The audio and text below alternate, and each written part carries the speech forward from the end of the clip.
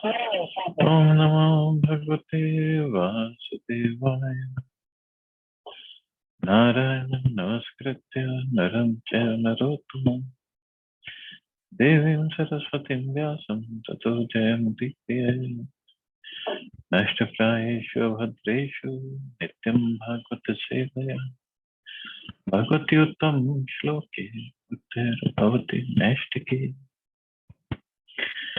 So continuing with the discussion on Srimad Bhagavatam, Canto 9, Chapter 21, the Dynasty of Bharat, text 18 onwards. So the story of Rantidev Maharaj is going on. Tat prasanganubhavena Ranti Devanuvartinaha Abhavan Yoginaha Sarve Narayana Parayana. All those who followed the principles of King Rantidev were totally favored by his mercy and became pure devotees, attached to the Supreme Personality of Godhead, Narayana. Thus they all became the best of yogis. So this is the wonderful qualities of Rantidev. He gave up everything, eating, and then when the demigods came, he didn't ask for any benedictions. The best yogis or mystics are the devotees, as confirmed by the Lord himself in Bhagavad Gita, Yoginam api sarvesha. Of all yogis, he who always abides in me with great faith, worshipping me in transcendental loving service, is most intimately united with me in yoga and is the highest of all. The best yogi is he who constantly thinks of the Supreme Personality of Godhead within the core of the heart. Because Rantidev was a king, the chief executive in the state, all the residents of the state became devotees of the Supreme Personality of Godhead, Narayan, by the king's transcendental association. This is the influence of a pure devotee. If there is one pure devotee, his association can create hundreds and thousands of pure devotees. Srila Bhaktivinoda Thakur has said that a Vaishnava is meritorious in proportion to the number of devotees he has created. A Vaishnava becomes superior not simply by jugglery words, but by the number of devotees he has created for the Lord. Here the word Ranti Devanu Vartina indicates that Rantideva's officers, friends, relatives, and subjects all became first-class Vaishnavas by his association. In other words, Rantidev is confirmed herein to be a first-class devotee or Mahabhagavat. Mahat Sevam Dwaram Ahur Vimukte. One should render service to such Mahatmas, for then one will automatically achieve the goal of liberation. Srila Narottam Das Thakur has also said, Chadiya Vaishnav Seva Nistara Paiche Keva. One cannot be liberated by his own effort, but if one becomes a subordinate to a pure Vaishnav, the door to liberation is open. So Maharaj Rantidev was such a great devotee that everybody, practically everybody in his state, in his kingdom, they became devotees by his association. And Prabhupada says that Bhaktivinoda Thakur said, Vaishnava is meritorious in proportion to the number of devotees he has created. So just like Prabhupada, how many devotees, not just in India, all over the world he created. That's how we know it's a Vaishnava. And not by giving them money, not by giving them some other enticements, just by preaching and transforming their hearts. That is a Vaishnava. From Garga came a son named Shini, and his son was Gargya. Although Gargya was a Kshatriya, there came from him a generation of Brahmins. From Mahavirya came a son named Duritaksha, whose sons were Trayaruni, Kavi, and Pushkararuni. Although these sons of Duritaksha took birth in a dynasty of Kshatriyas, they too attained the position of Brahmins. Brit Kshatra had a son named Hasti, who established the city of Hastinapur, now New Delhi. So that's how city of Hastinapur, New Delhi, was established. Ajmeelo, Dvimilescha, Purumilascha Sastina, Ajmeelasya Vanshyasu Priya Medha Dayo Dvijaha. From King Hasti came three sons named Ajamila, Dvimila, and Purumila. The descendants of Ajamila, headed by Priya Medha, all achieved the position of Brahmans.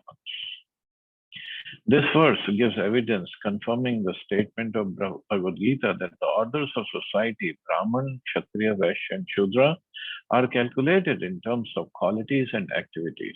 Guna Karma Vibhagash. All the descendants of Ajamila, who was a Kshatriya, became Brahmans. This was certainly because of their qualities and activities. Similarly, sometimes the sons of Brahmans or Kshatriyas become Vaishyas. When a Kshatriya or Brahman adopts the occupation or duty of a Vaishya, he is certainly counted as a Vaishya. On the other hand, if one is born a Vaishya by his activities, he can become a Brahman. This is confirmed by Narad Muni. Yasya yal lakshanam proktam. The number of the members of the Varnas or social orders, Brahman, Kshatriya, Vaishya, Shudra, must be ascertained by the symptoms, not by birth. Birth is immaterial, quality is essential. So, Kshatriya, anybody can become Kshatriya, Brahman, Vaishya, Shudra. It depends on the qualities. From Ajamira came a son named Brihadishu. From Brihadishu came a son named Brihadbhanu. From Brihadbhanu, a son named Brihatkaya. And from Brihatkaya, a son named Jayadrat. The son of Jayadrat was Vishad, and his son was Senajit. The sons of Senajit was Ruchishrava, Dridhanu, Kashya, and Vatsa. Son of Ruchishrava was Para, and the sons of Para, Prithusena, and Nipa. Nipa had 100 sons. Sakritavyam Shruta Kanyayam Brahma Dattam Ajijanat Yogi Sagavi Bharyayam Vishwakasena Madhat Sutam. King Nipa begot a son named Brahmadat through the womb of his wife Kritvi, who was a daughter of Shuka.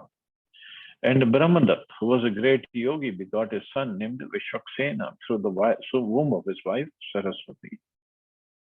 So Kritvi was a daughter of Shuka. So Prabhupada explains, the Shuka mentioned here is different from the Shukdev Goswami, who spoke Srimad Bhagavatam. Shukdev Goswami, the son of Vyasadeva, is described in great detail in the Brahma Vaivarta Purana. There it is said that Vyasadeva maintained the daughter of Javali as his wife, and that after they performed penances together for many years, he placed his seed in her womb. The child remained in the womb of his mother for 12 years. And when the father asked his son to come out, the son replied that he would not come out unless he was completely liberated from the influence of Maya. Vyasadeva then assured the child that he would not be influenced by Maya, but the child did not believe his father, for the father was still attached to his wife and children. Vyasadeva then went to Dwarka and informed the Supreme Personality of Godhead about his problem. And the Personality of Godhead, Krishna, at Vyasadeva's request, went to Vyasadeva's cottage, and that was in Badrikashram, where he assured the child in the womb that he would not be influenced by Maya. Thus assured, the child came out, but he immediately went away as Parivrajkacharya. When the father, very much aggrieved, began to follow his saintly boy, Shukdev Goswami, the boy created a duplicate Shukdev Goswami, who later entered family life. Therefore, the Shuk Kanya, or the daughter of Shukdev, mentioned in this verse, is the daughter of the duplicate or imitation Shukdev.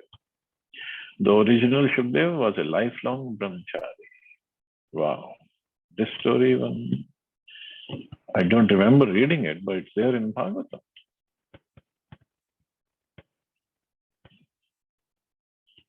Following the instructions of the great sage Jageshwaya, Vishwaksena compiled an elaborate description of the mystic yoga system.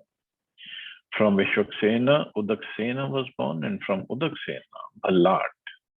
All these sons are known as the descendants of Brihadishu. The son of Dvimida was Yavinar, whose son was Kritiman. The son of Kritiman was well known as Satyadhriti. From Satyadhriti came a son named Drida Nemi, who became the father of Suparshva. From Suparshva came a son named Sumati, and from Sumati came Sanatiman, and from Sanatiman came Kriti, who achieved mystic power from Brahma and taught 6 Sahitas of the Pracheshama verses of the Samaveda. The son of Kriti was Niba, the son of Niba Udgarayudha, the son of Udgarayudha Kshemaya, the son of Kshemaya Suvira, and the son of Suvira was Ripunjaya. From Ripunjaya came a son named Bahurat. Purumida was sonless. Ajamida had a son named Nila by his wife known as Nalini, and the son of Nila was Shanti. It just names after name. The son of Shanti was Sushanti, the son of Sushanti was Puruja, and the son of Puruja was Arka. From Arka came Dharmayashva, and from Dharmayashva came 5 sons, Mudgal, Yavinar, Brihdavishwa, Kampilla, and Sanjay. Dharmayashva prayed to his sons, "O my sons, please take charge of my 5 states, for you are quite competent to do so." Thus his 5 sons were known as Panchals. From Mudgal came a dynasty of Brahmanas known as Maudgalya. Mudgal, the son of Brahmayashva, had twin children, one male and the other female. The male child was named as Divodas, and the female child was Ahalya. From the womb of Ahalya, by the semen of her husband Gautam, came a son named Shatananda. The son of Shatananda was Satyadhriti, and who was expert in archery. The son of Satyadhriti was Sharadvan. When Sharadvan met Urvashi, he discharged semen which fell on a clump of shargrass. From this semen were born 2 all auspicious babies, one male and the other female.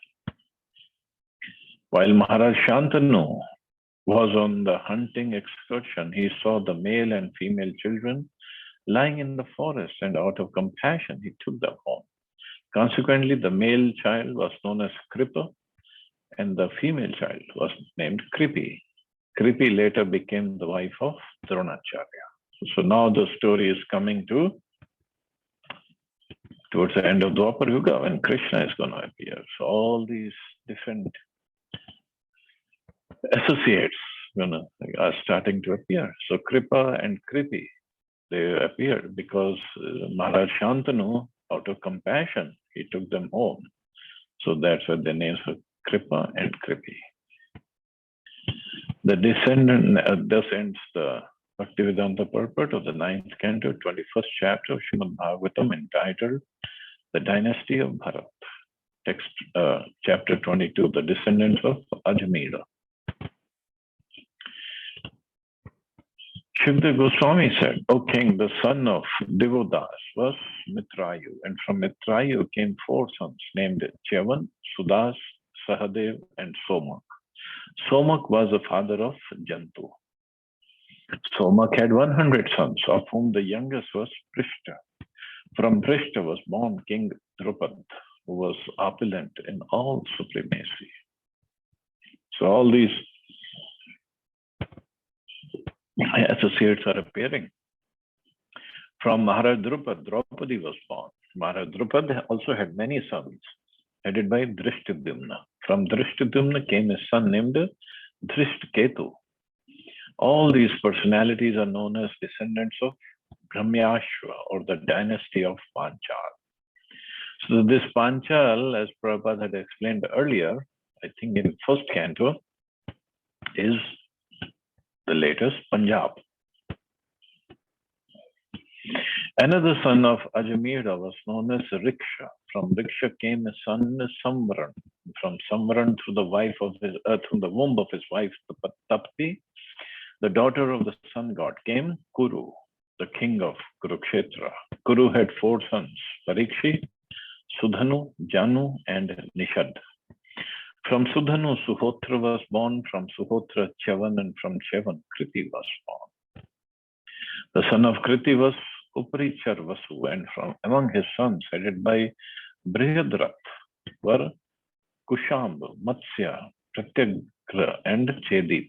All the sons of Uparichar Vasu became the rulers of the Chedi state.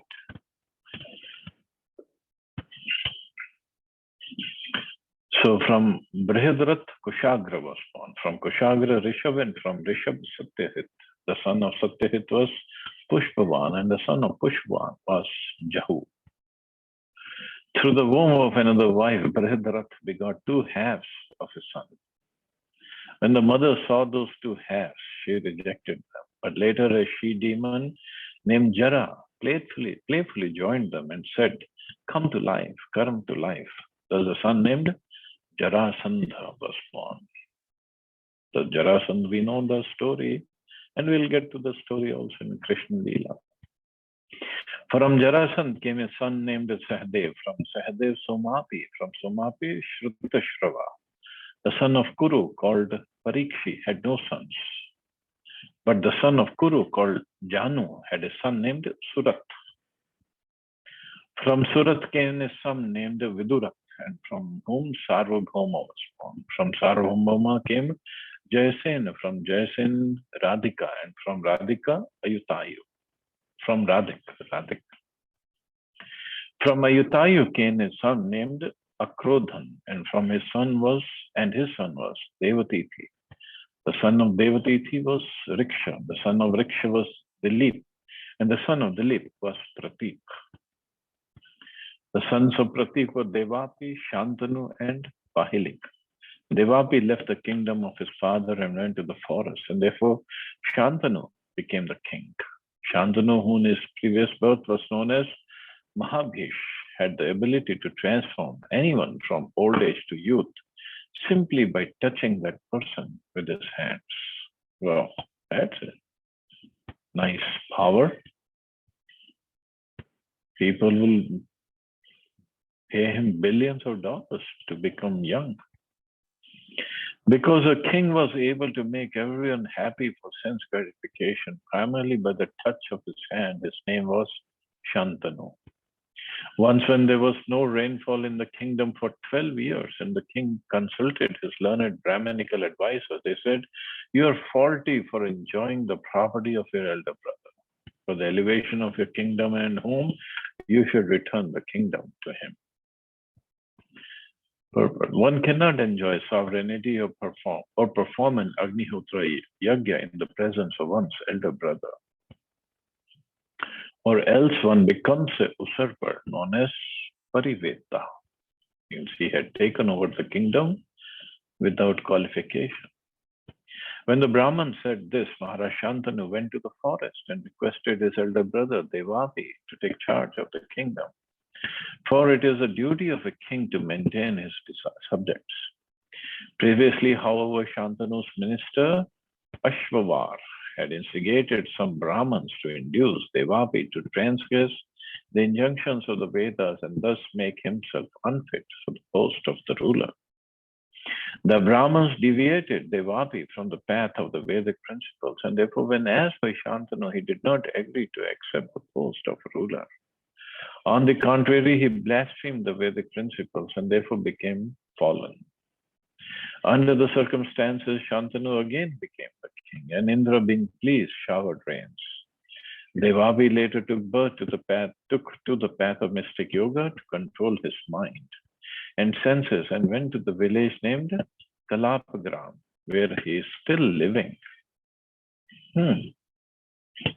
So Kalapagram, if we can find out where is Kalapagram. After the dynasty of the moon god comes to an end in this age of Kali, Devapi, in the beginning of the next Satyuga, will re-establish the Soma dynasty in this world. So he will live all through this Kali Yuga. From Bhalika, the brother of Shantanu, came a son named Somadatta, who had three sons named Bhuri, Bhurishrava, and Shal. From Shantanu, through the womb of his wife named Ganga, came Bhishma, the exalted, self-realized devotee and learned scholar. वीरयूथाग्रीर्णेन रामोऽपि युधितोषितः शान्तनोर्दास कन्यायां यज्ञ चित्रांगदसुतः. Bhishma Dev was the foremost of all warriors. When he defeated Lord Parshuram in a fight, Lord Parshuram was very satisfied with him. By the semen of Shantanu, in the womb of Satyavati, the daughter of a fisherman, Chitrangad took birth. So Satyavati was actually the daughter of Uprichar Vasu, by the womb of a fisher woman known as Matsya Garbha. Later, Satyavati was raised by a fisherman. So Satyavati was not a daughter of the fisherman, she was daughter of a Vasu. The fight between Parshuram and Bhishma Dev concerns three daughters of Kashiraj, Ambika, Ambalika, and Amba, who were forcibly abducted by Bhishma Dev, acting on behalf of his brother Vichitravirya. Amba thought that Bhishma Dev would marry her and became attached to him, but Bhishma Dev refused to marry her, for he had taken the vow of a brahmacharya.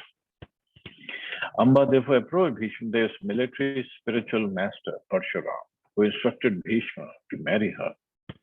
Bhishma Dev refused, and therefore Parshuram fought with him to force him to accept the marriage.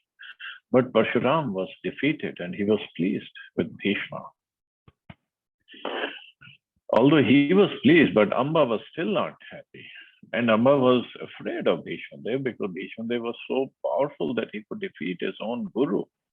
And that too, Guru was Parshuram, Lord Parshuram, who had 21 times he had killed Kshatriyas all over the world. So then Amba performed tapasya, plenty of tapasya, and she had to take birth after birth. And finally, she took birth as Shikhandi, and she became the reason for death of Bhishma. Chitrangad, of whom Vichitravirya was the younger brother, was killed by a Gandharva, who was also named as Chitrangad. Satyavati, before her marriage to Shantanu, gave birth to the master authority of the Vedas, Vyasadeva, known as Krishna Dvaipayan, who was begotten by Parashar Muni. From Vyasadeva, I, Shukdev Goswami, was born, and from whom I studied this great work of literature, Srimad Bhagavatam. The incarnation of Godhead Vedvyas, rejecting his disciples, headed by Phaila, instructed Srimad Bhagavatam to me because I was free from all material desires. So this is a qualification of learning Srimad Bhagavatam. One has to be free from all material desires. So hopefully by hearing Srimad Bhagavatam, we become free from all material desires. After Ambika and Ambalika, the two daughters of Kashiraj were taken away by force, Vichitravirya married them. But because he was too attached to these two wives, he had a heart attack and died of tuberculosis. Wow. Kshetriya prajasya ve bhratur matroktu badarayana dhritarashtra cha pandum cha viduram cha pyajijana. Badarayana, Shri Vyasadeva, following the order of his mother, Satyavati, begot three sons, two by the womb of Ambika and Ambalika, the two wives of brother Vichitravirya, and the third by Vichitravirya's maidservant. These sons were Dhritarashtra, Pandu, and Vidura. Vichitravirya died of tuberculosis, and his wives, Ambika and Ambalika, had no issues. Therefore, after Vichitravirya's death, his mother Satyavati, who was also the mother of Vyasadeva, asked Vyasadeva to beget children through the wives of Vichitravirya. In those days, the brother of the husband could beget children through the womb of his sister-in-law. This was known as Devarena Sutotapatti. If the husband was somehow unable to beget children, his brother could do so through the womb of his sister-in-law. This Devarena Sut Uttapatti and the sacrifices of Ashwamedha and Gomedha forbidden in the age of Kali. So in Kali Yuga, because Vedvyasi knew and the Lord also knew that in Kali Yuga people are crazy. They will take advantage of this kind of system. So they just forbade it. Dhritarashtra's wife, Gandhari, gave birth to 100 sons and one daughter. O king, the oldest of the sons was Duryodhan, and the daughter's name was Dushala.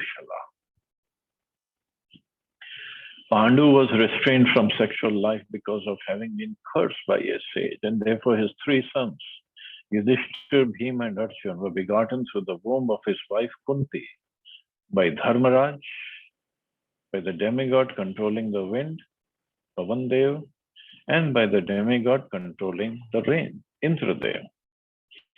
Pandu's second wife, Madri, gave birth to Nakul and Sahadev, who were begotten by the two Ashwani Kumaras.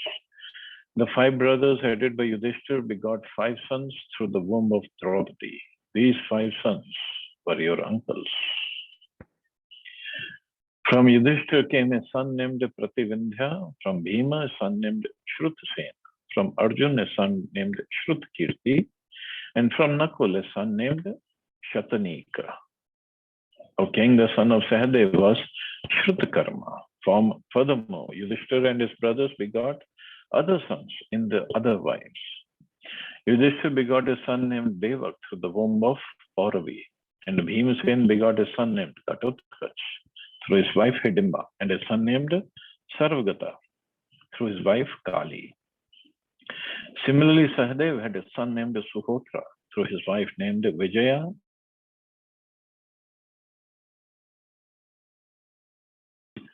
Karenu Matyam Nakulu Narmitram Tatharjuna Kiravantam Uplapyam Vesutayam Babruvahanam Manipur Pate Soapi Tatputra Patrika Sutta.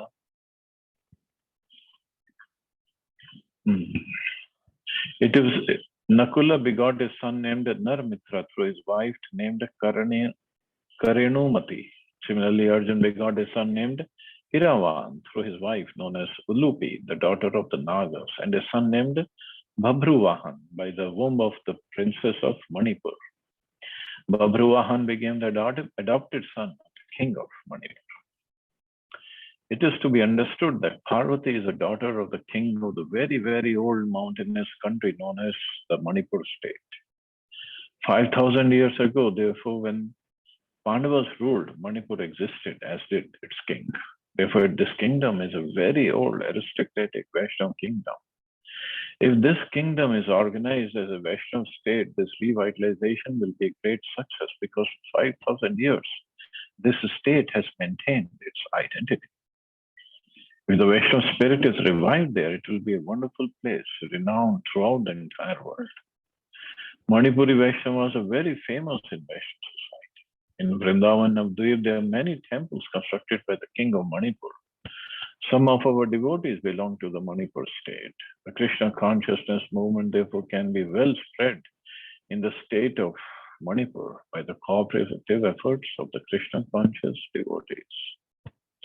And one of our great sannyasis, Story of Maharaja, was from Manipur. And he had done wonderful work in Manipur, and preaching is still going on. So anyway, I guess we can stop here. See anybody has any questions or comments?